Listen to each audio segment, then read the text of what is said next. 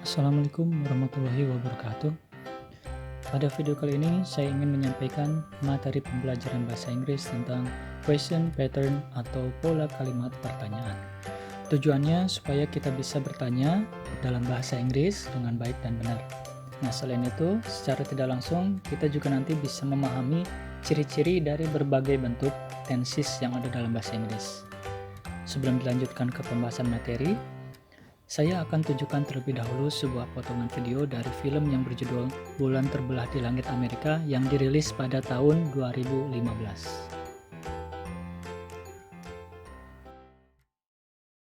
Sorry, he's not interested to have an interview with you unless you have compelling questions to ask him.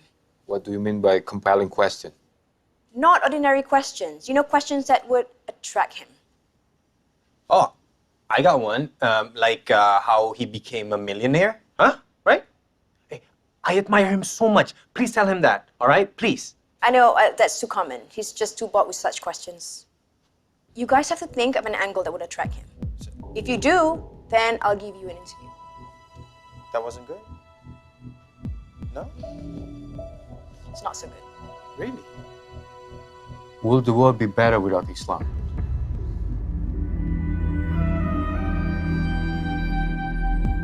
That is good. Nah, itulah potongan film tersebut yang menggambarkan dari pentingnya sebuah pertanyaan. Ada pepatah mengatakan, malu bertanya sesat di jalan. Apalagi kalau kita tidak bisa bertanya, bisa jadi tidak akan sampai pada tujuan. Pertanyaan itu penting dalam kehidupan kita. Dan sebagai manusia berakal, kita perlu bertanya supaya mendapatkan informasi atau pengetahuan.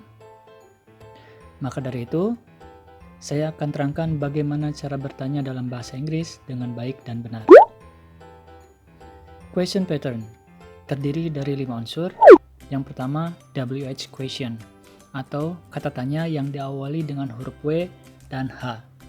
Nah, untuk sebagai contohnya mungkin kalian pernah dengar istilah 5W 1H. Unsur yang kedua adalah modal auxiliary atau kata bantu. Ada modal, ada auxiliary. Kemudian unsur yang ketiga, subjek.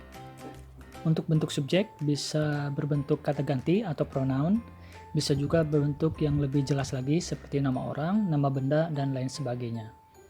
Kemudian unsur yang keempat, verb atau kata kerja. Kata kerja dalam bahasa Inggris ada 5 bentuk. Bisa bentuk ke-1, bentuk kedua, bentuk ketiga, bisa juga bentuk untuk orang ketiga tunggal yang menggunakan akhiran S, dan bisa juga bentuk jiran yang menggunakan akhiran ing. Kemudian yang terakhir, yang kelima adalah objek komplement atau yang disebut dengan pelengkap.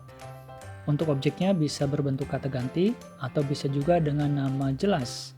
Kemudian untuk pelengkap bisa berbentuk keterangan tempat atau waktu. Jadi pada umumnya pertanyaan dibagi menjadi 2 fungsi. Fungsi yang pertama digunakan apabila si penanya mengharapkan jawaban yang lebih jelas dan lengkap dalam bentuk kalimat. Dan pertanyaan ini harus diawali dengan WH question. Fungsi yang kedua berupa penegasan, di mana si penanya mengharapkan jawaban ya atau tidak. Dan pertanyaan ini harus diawali kata bantu. Jadi saya ulangi kembali bahwa pertanyaan dibagi menjadi 2 fungsi. Yang pertama, pertanyaan yang dimulai dengan kata tanya. Dan yang kedua, pertanyaan yang dimulai dengan kata bantu. Dan untuk lebih jelasnya lagi, sekarang saya akan berikan contoh kata untuk tiap-tiap unsur. Yang pertama, WH questions. Dalam istilah 5W1H, diantaranya ada what, yang artinya apa, untuk menanyakan suatu hal. Kemudian ada who, siapa, untuk menanyakan orang. Kemudian ada where, yang artinya di mana atau bisa juga kemana, untuk menanyakan tempat. Kemudian ada when, kapan, untuk menanyakan waktu. Lalu ada why, mengapa, untuk menanyakan alasan. Kemudian ada how, bagaimana, untuk menanyakan cara. Dan selain daripada ini, masih banyak lagi seperti whom. Ini digunakan untuk menanyakan kepada siapa, orang ketiga tunggal. Kemudian ada which, untuk menanyakan pilihan yang mana. Lalu bisa juga dilengkapi dengan kata sifat dan kata benda seperti ini. Ya, ada how many, berapa banyak. Ini digunakan untuk menanyakan benda yang bisa dihitung. Kemudian ada how much, artinya berapa banyak juga, tapi untuk benda yang tidak bisa dihitung. Lalu ada how far, seberapa jauh. Kemudian ada how long, seberapa lama, dan lain sebagainya yang menggunakan kata how. Kemudian ada what time untuk menanyakan jam, yang artinya jam berapa.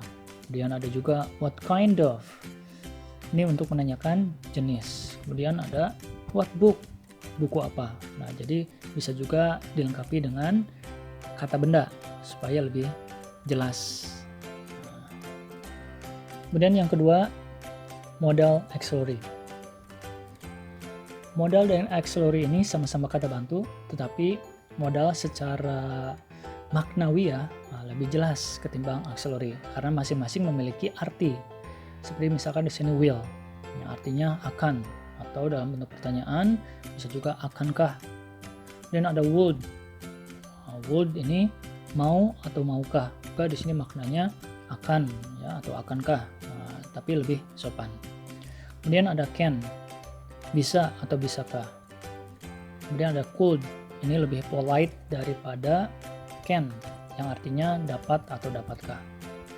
Shall, akan atau akankah. Ini dalam situasi tertentu bisa berbeda maknanya dengan yang will. Kemudian ada should yang artinya seharusnya atau dalam bentuk pertanyaan haruskah. Kemudian ada lagi may, boleh atau bolehkah, mungkin juga bisa ya.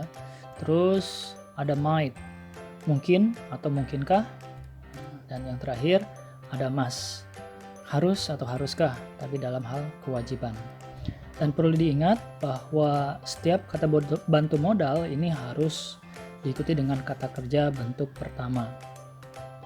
Sekarang auxiliary. Auxiliary ada 3 jenis, ada to be, ada to do, ada to have. Nah, untuk to be dalam bentuk present ada am, is, are, tergantung daripada subjeknya, penggunaannya. Dalam bentuk lampau ada was dan were, ini tergantung subjeknya juga. Kemudian dalam to do, bentuk presentnya ada do dan does, tergantung subjeknya. Kemudian dalam bentuk past ada did, apapun subjeknya sama menggunakan satu kata bantu yaitu did. Kemudian dalam to have, bentuk presentnya ada have dan has, tunggu subjeknya. Kemudian untuk pastnya ada had, ya apapun subjeknya menggunakan had. Kemudian unsur yang ketiga, subjek, bisa berbentuk kata ganti seperti I, you, they, we, he, she, it. Ya, untuk nama benda juga bisa, ya jadi bisa apapun, siapapun. Baik, sekarang unsur yang keempat, kata kerja atau verb. Terdapat 5 bentuk. Verb 1 contohnya work. Kemudian verb 2 contohnya sang, bentuk dasar dari sing. Kemudian ada verb 3 contohnya driven, dari bentuk dasarnya drive. Kemudian ada bentuk untuk orang ketiga tunggal. Di sini ada goes, dari bentuk dasar go. Dan yang terakhir ada bentuk gerund atau kata kerja berakhiran dengan ing, contohnya doing, dari bentuk dasar do. Yang terakhir, unsur yang kelima, objek komplement. Untuk objeknya juga bisa berbentuk kata ganti seperti me, you, them, us, him, her, dan it. Untuk pelengkap komplementnya bisa berupa penjelasan tempat dan waktu, seperti misalkan in the kitchen atau in the morning. Jadi inilah question pattern, pola pertanyaan yang harus sesuai dengan urutannya. WH question, kata tanya, kemudian modal auxiliary, kata bantu, kemudian subjek, lalu verb, kata kerja, dan yang terakhir objek. Namun kadangkala pertanyaan tidak harus selalu menggunakan kata bantu dan subjek dan juga verb karena kondisinya bisa berbeda. Nah, untuk lebih jelasnya, saya akan berikan beberapa contoh pertanyaan baik yang diawali dengan kata tanya maupun kata bantu.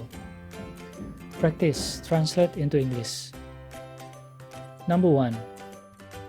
Kemana kamu akan pergi dengan Sandra? Apabila pertanyaan ini kita jawab, maka jawabannya akan menerangkan tempat yang akan saya tujui. Berarti pertanyaan ini tidak diawali dengan kata bantu, tapi dengan kata tanya. Karena kalau dengan kata bantu, jawabannya harus ya atau tidak. Oke, sekarang kita lihat. Kata pertama dalam pertanyaan ini adalah kemana, yang artinya where. Itu ada di urutan yang pertama dalam pola kalimat pertanyaan sebagai WH question. Kemudian, adakah kata bantu dalam pertanyaan ini? Jawabannya ada. Nah, karena pertanyaan ini berkaitan langsung dengan orang yang kedua atau si penjawab, yaitu kata bantunya adalah berbentuk modal. Di sini ada kata akan atau dalam bahasa Inggris will. Kemudian di unsur yang ketiga subjek. Di sini subjeknya kamu, yaitu you. Lalu di unsur yang keempat kata kerjanya berbentuk kesatu. Di sini ada pergi, yaitu go. Kenapa bentuk kesatu? Karena ada modal will. Jadi setiap ada kata bantu modal itu pasti kata kerjanya berbentuk pertama. Kemudian yang terakhir di unsur yang kelima with Sandra sebagai pelengkapnya. Pertanyaan yang kedua, apa yang kamu pelajari semalam? Jawaban pertanyaan ini bukan ya atau tidak, tapi mungkin nama mata pelajaran. Kita lihat. Kata tanyanya apa atau what. Lalu jika dipahami, pertanyaan ini berkaitan tentang kegiatan di masa lampau karena ada keterangan waktu, yaitu semalam. Dan ada kata kerja pelajari, maka kata bantu untuk pertanyaan ini adalah did. Kemudian diikuti oleh subjek you, lalu kata kerja verb 1 pelajari, dalam bahasa Inggrisnya adalah study, dan komplement keterangan waktu last night, semalam. Jadi kedua pertanyaan ini menggunakan unsur pelengkap dimulai dengan kata tanya sampai objek komplement 1, 2, 3, 4, 5. Seperti itu. Nah, yang berikutnya saya akan berikan contoh pertanyaan penegasan yang dimulai dengan kata bantu. Tapi sebelumnya saya akan terangkan tentang penggunaan kata bantu atau auxiliary. Seperti yang sudah saya sampaikan sebelumnya bahwa auxiliary itu ada 3. Ada to be, ada to do, ada to have. Dari kesemuanya ini dibagi ke dalam 2 waktu. Ada bentuk present, ada bentuk past. Ya, ada bentuk present, ada bentuk past, seperti ini semuanya. Nah, secara arti bahasa Indonesia, to be dan to do itu memiliki arti yang sama, yaitu apakah. Sedangkan to have artinya bisa sudahkah atau pernahkah. Tapi sebetulnya kalau kita mengartikan dengan apakah juga bisa, tapi harus dilengkapi dengan kata sudah atau pernah. Misalnya, apakah sudah ataukah apakah pernah. Nah, kemudian yang harus dipahami dalam struktur atau tata bahasanya, to be apabila menerangkan kegiatan dari subjek orang harus berbentuk gerund atau kata kerja bentuk ketiga. Nah, ini cirinya. Sedangkan to do harus diikuti verb 1. Lalu to have harus diikuti dengan verb 3 atau past participle. Nah, ini ciri-ciri karakteristik dari semua kata bantu yang ada. Kalau dilihat dari ciri-ciri ini, tidak ada kata bantu yang harus melengkapi verb 2 dan verb untuk orang ketiga tunggal yang berakhiran dengan S. Mengapa? Karena verb 2 bentuk lampau dan bentuk untuk orang ketiga tunggal yang berakhiran dengan S tidak perlu kata bantu. Nah, itu. Ya, jadi kalian harus paham ciri-ciri daripada kata bantu dan kata kerjanya. Oke, sekarang kita latihan lagi. Practice translate into English. Number 1, maukah kamu mengirimkan ini untukku? Kemungkinan jawabannya adalah ya atau tidak. Berarti pertanyaan ini dimulai dengan kata bantu. Lebih tepatnya kata bantu modal. Karena tadi di auxiliary tidak ada yang maknanya maukah. Ya, jadi penggunaan modal yang tepat adalah di sini would sebagai unsur yang kedua. Nah, kemudian subjeknya you. Nah, lalu karena setiap kata bantu modal harus diikuti dengan bentuk kata kerja pertama, maka di sini kata kerjanya send, mengirim. Diikuti dengan objek it dan keterangan pelengkap for me. Number 2, apakah anak-anaknya sedang memakan kueku?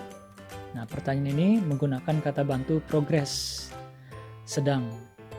Nah, ketika ada kata bantu sedang berarti tensesnya berbentuk continuous, yang mana kata kerjanya harus menggunakan airan ing dan dilengkapi dengan kata bantu to be bentuk present.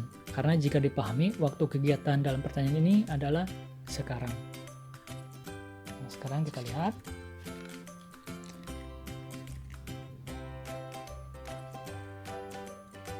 Nah, to be-nya yang tepat untuk pertanyaan ini adalah are. Kenapa? Karena di sini subjeknya plural, anak-anaknya. Dalam bahasa Inggris artinya the children. Nah, ini sebagai subjek. Kemudian sebagai kata kerjanya makan, nah, eating. Tadi harus menggunakan akhiran ing, jiren. Ya, karena ada progress di sini. Kemudian pelengkapnya my cake. Nah, ini di unsur yang kelima. Number 3, apakah Ibu Gertrude bekerja di rumah sakit itu? Harus kalian ketahui bahwa segala sesuatu yang berkaitan dengan profesi pekerjaan seseorang, maka tensesnya adalah simple present. Jadi untuk kata bantunya menggunakan to do. Dan kata bantu yang tepat di sini adalah does. Nah, kenapa? Karena merujuk kepada subjek orang ketiga tunggal yaitu Mrs. Gertrude. Nah, kemudian setiap ada to do harus melengkapi verb 1. Nah, di sini kata kerjanya adalah work. Seperti ini. Kemudian yang terakhir pelengkapnya in that hospital, keterangan tempat. Sekarang number 4. Pernahkah kamu berenang di sungai? Nah, jika pertanyaan ini dimulai dengan kata pernahkah berarti harus menggunakan to have karena subjeknya you atau kamu. Nah, maka kata bantunya adalah have. Jadi subjeknya di sini you. Terus setiap kata bantu to have harus menggunakan bentuk kata kerja past participle. Di sini kata kerjanya adalah swim, dalam bentuk ketiga berarti swam. Lalu objek komplementnya in a river, keterangan tempat. Nah, baik, inilah contoh pertanyaan penegasan yang diawali dengan kata bantu. Nah, yang berikutnya saya akan berikan contoh 2 pertanyaan yang tidak memerlukan kata bantu dan subjek. Nah, kita latihan lagi, translate into English. Number 1, siapa yang datang denganmu pagi tadi? Nah, fokus dari pertanyaan ini lebih kepada orang ketiga. Maka dari itu tidak perlu kata bantu dan subjek. Nah, kita lihat kata tanya adalah siapa, who. Lalu karena tidak ada subjek dalam pertanyaan ini, maka langsung ke kata kerja bentuk kedua atau lampau, ya, yaitu came, nah, atau datang. Karena terdapat keterangan waktu lampau, pagi tadi, this morning. Nah, kemudian with you this morning di sini sebagai pelengkapnya. Who came with you this morning? Terus yang kedua, Apa yang membuatmu senang? Nah, fokus pertanyaan ini lebih kepada hal yang membuatmu senang. Kita translasikan what sebagai kata tanya. Kemudian, karena ini lebih kepada kenyataan terhadap suatu hal, maka kata kerjanya berbentuk simple present untuk orang ketiga tunggal. Ya, karena suatu halnya ini ada satu. Makanya kata kerjanya jadi seperti ini, berakhiran S. Kemudian you happy, membuatmu senang. Ini sebagai unsur komplement. Nah, seperti ini. Baik, itulah question pattern beserta contohnya. Thank you for watching. Wassalam.